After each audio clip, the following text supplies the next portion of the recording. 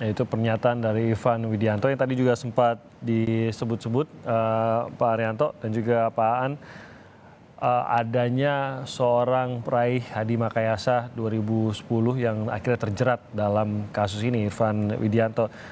Benarkah Pak Arianto apa yang dinyatakan oleh Irfan tadi dalam penyampaiannya di dalam ruang persidangan, rasanya tidak ada anggota kepolisian yang berani menolak atau mempertanyakan sebuah perintah dari Div Propam? Betul Pak Arianto? Betul, dan itu penjelasan Irfan itu kurang menurut saya.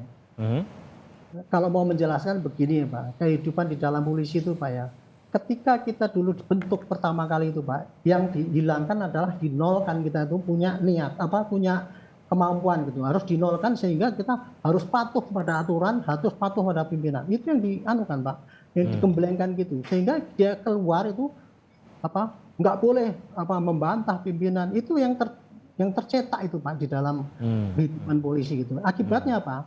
Semua seperti contoh siap salah kan gitu Pak. Kamu tahu nggak? Siap salah.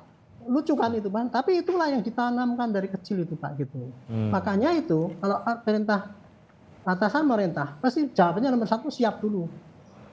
Pantang bagi mereka untuk menanyakan kenapa kok harus begini. Itu seakan-akan benar salah itu nomor 2 gitu Pak Arianto, yang penting siap dulu Pak, gitu. ketika dididik begini Pak, saya di Akabri dulu ya, saya juga pernah di Tamtama juga, di Akabri sama juga. Begitu kita diperintah nggak pernah melaksanakan, nggak diperintah 2 kali Pak, langsung digampar, dipukul gitu, suruh jungkir, suruh push up dan sebagainya itu. Apalagi menanyakan, kita melaksanakan perintah yang salah ya, misalkan cara yang salah. Saya dulu pernah di Akabri itu, kemana arahnya? Saya tunjuk gini Pak, pakai jari gini. Langsung saya sama mayor saya itu Pak, saya pegang ini dipatahkan Pak ini tangan saya ini, karena nggak boleh nunjuk itu pakai gini Pak, mestinya pakai gini gitu loh. Contohnya kayak gitu saya itulah yang terjadi dalam lingkungan itu. Apalagi ini ya yang merintahkan Pak Sambo, bedanya pangkat jauh banget kan gitu Pak. Ya. Kemudian kedudukannya dia kan di Propam, dewanya dewa kan gitu kan, untuk di polisi kan gitu Pak gitu. Dan kemudian dia sangat dekat sekali dengan Pak Sambo gitu Pak. Sehingga sudah ada ikatan kan itu Pak. Ikatan informal. Jadi otomatis Pak, semua orang yang diperintah itu pasti pertama kali pasti akan menuruti. Si Hendra saja yang cuma beda dikit itu Pak gitu kan. Itu kan juga dia kan pertama kali kan oke, tapi ketika dia tahu Pak itu salah, dia juga nggak berani langsung ngomong kok salah, kok begini, kok gini. Itu nggak berani Pak gitu. Hanya beda satu loh Pak. Padahal kalau Hendra dengan si Pak Sambo itu kan cuma dia Karopaminal, kemudian terus kemudian si Sambonya juga pinter Pak. Dia nyuruh Karopaminal, Hendra, orangnya disiplin, dia nggak berani kalau perintah itu kira-kira menyeleweng, dia nggak berani kan ngomong terus terang.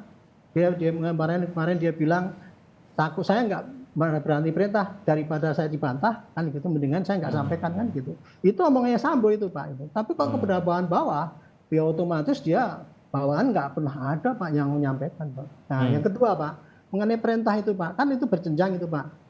Amankan, dia suruh pada Arif, amankan. Si Arif panggil lagi yang ahli, kan cuma gitu doang. Itu dianggap apa yang in mind yang diperintahkan itu pasti sudah dicerna Pak. Nggak akan mungkin bawaan itu Pak, maksudnya gimana jenderal? Oh digampar itu Pak, gitu. Jawabannya gitu Pak, itu yang terjadi dalam kehidupan polisi kayak gitu Pak gitu. Walaupun polisi idealnya kan penegak hukum, tahu pada aturan, tetapi yang lebih kuat lagi adalah hierarki itu Pak, lebih kuat. Nah, kemudian makanya itu saya pikir Pak.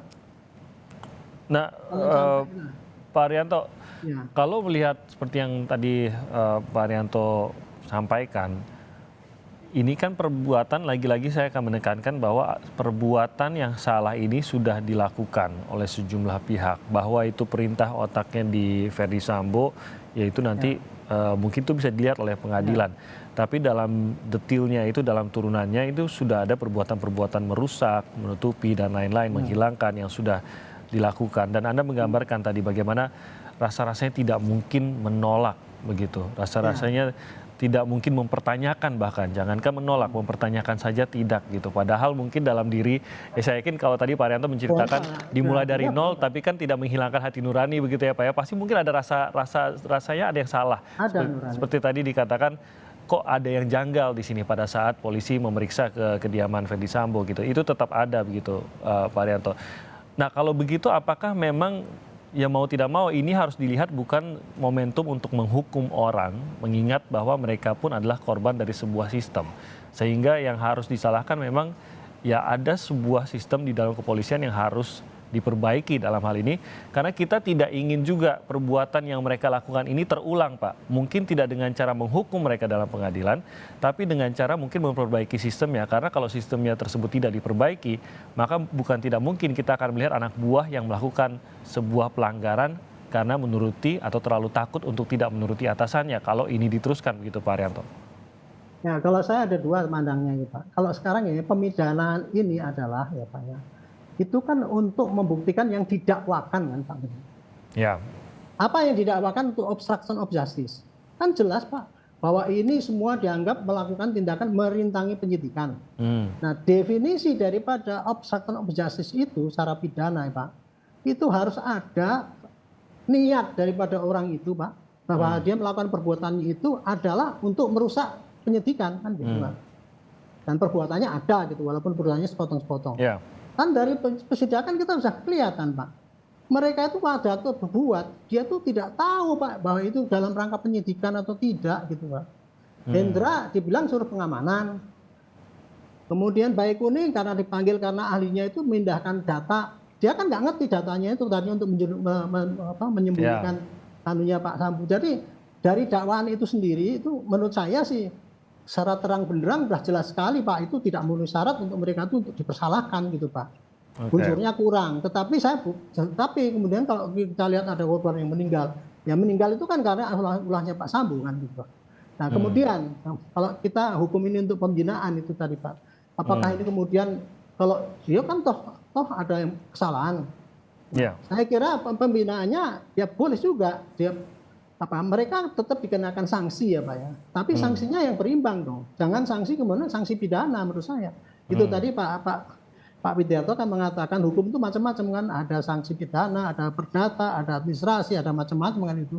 Nah saya pikir karena ini mereka itu obstruction of justice ini digiring ke ranah pidana. Sedangkan ranah pidana itu dakwanya adalah obstruction of justice, jelas unsurnya.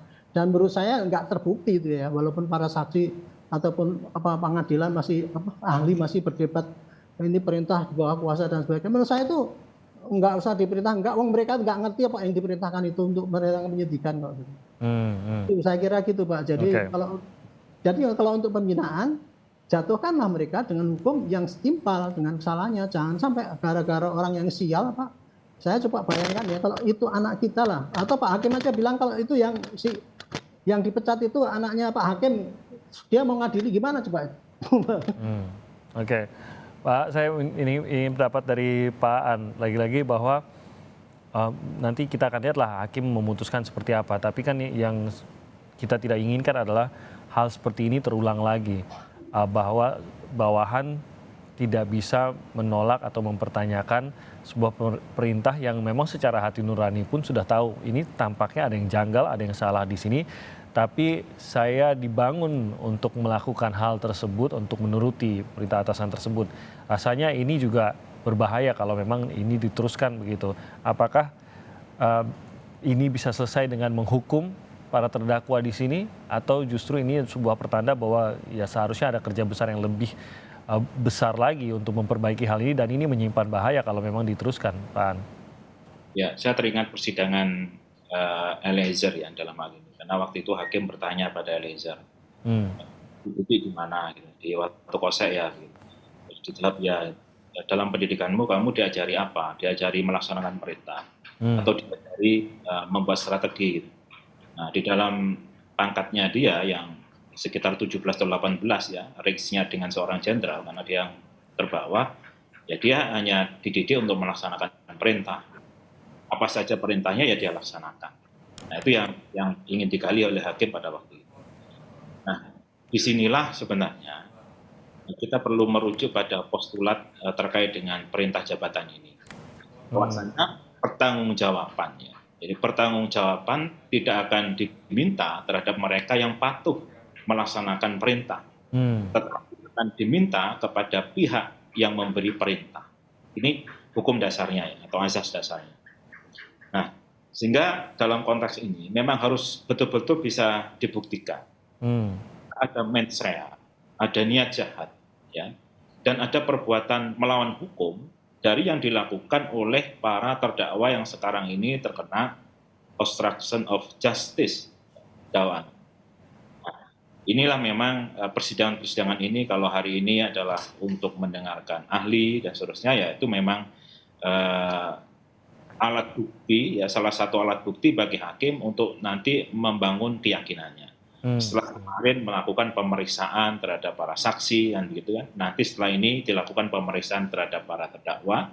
Nah, tentunya ini nanti akan bisa apakah memang benar pasal 51 KUHP ayat 2 itu, ya, bahwa perintah jabatan yang tanpa wewenang itu tidak menghapuskan tindak pidana kecuali, nah ini, jika yang diperintah dengan etikat baik mengira bahwa perintah yang diberikan dengan wewenang dan dilaksanakan dalam lingkup pekerjaannya.